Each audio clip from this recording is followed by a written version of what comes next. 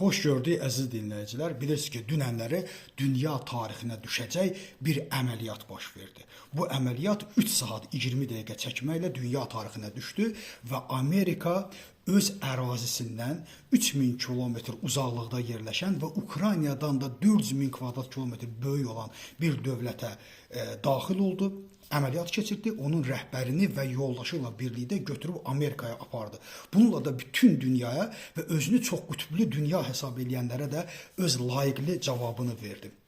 Öz layiqinin cavabını verməklə bildirdi ki, əməliyyatı belə keçirdərlər. Nəzərə almaq lazımdır ki, Venezuela Rusiyanın müttəfiqidir və bu yaxınlarda hətta Amerikaya da bir təhdid etmişdilər ki, biz burada areşniklərimizi yerləşdirə bilərik. Təsəvvür edin, Rusiya deyirdi ki, biz Venezuelada areşniklərimizi yerləşdirə bilərik. Bugün Amerika cavab verdi ki, areşniki elə yox, belə yerləşdirirlər. Burada Amerikanın böyük bir mesajı var əlbəttə. Mesaj ondan ibarətdir ki, baxın, əməliyyatı belə keçirdilər, super güc mənəm, öz ərazimdən 3000 kilometr uzaqlıqda və Ukraynada böyük olan bir əraziyə daxil oluram. 3 saat 20 dəqiqə onun rəhbərini də, onun xanımını da gətirirəm Amerikaya. Amma bu günlər özünü çox qütblü dünya hesab edən Rusiya və Çin isə nə dedi? Yalnız bunu pislədi. Dedi ki, bu hüquqa ziddir. Amerika görə hüquqa zid addım atıb. Halbuki bunu kim deyir? Bunu Rusiya deyir ki, neçə illərdir bütün qonşularına qarşı hüquqa zid əməllər həyata keçirilir. Burada Amerikanın mesajı vardı. Amerika mesajını çox kifayət qədər yaxşı surətdə verdi. İkinci isə burada vacib olan məsələlərdən biri nə idi? Vacib olan məsələ isə bəlkə də çox insan bu məsələyə fikir vermədi. Vacib olan məsələ bu idi ki, 2-ci Dünya müharibəsindən sonra pis yaxşı dünya bir hüquq sistemi vardı. Bu dünya hüquq sistemi özünü müdafiə edirdi pis yaxşı. Bunu Rusiya pozdu, bilirsiniz. Rusiya açıq surətdə bütün beynəlxalq hüququn üzünə tüpürərək Ukraynaya daxil oldu və dedi ki, mən buranı işğal edəcəyəm. Mən buranı işğal edəcəm və mən hüquq tanımıram.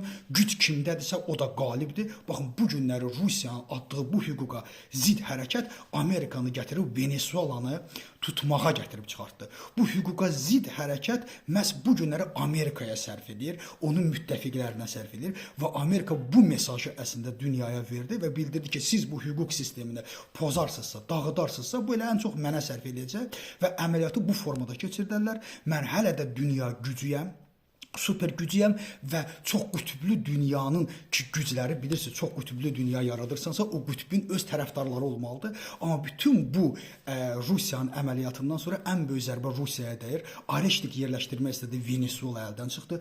Onun nefti artıq bütün dünyada Amerikanın olacaq. İkinci, Suriyada uduzdu, Qafqazda yığışdı və s. və ilaxır bütün bu zərbələr, bütün bu hüquqa zid zərbələr ən çox Rusiyanın özünə dəydi. İkinci, Ukraynada vəziyyət kifayət qədər yaxşıdır. Ukraynada bilirsiniz ki, Andrey Yermakın yerinə prezident aparatına kim gətirildi? Budanov gətirildi. O Budanov ki, Ruslar ona nifrət edir, amma Amerikada oxumuş, Avropada kifayət qədər tanınan və orada müsbət bir aurası olan bir insanı kifayət qədər iş bacaracağı da güclüdür.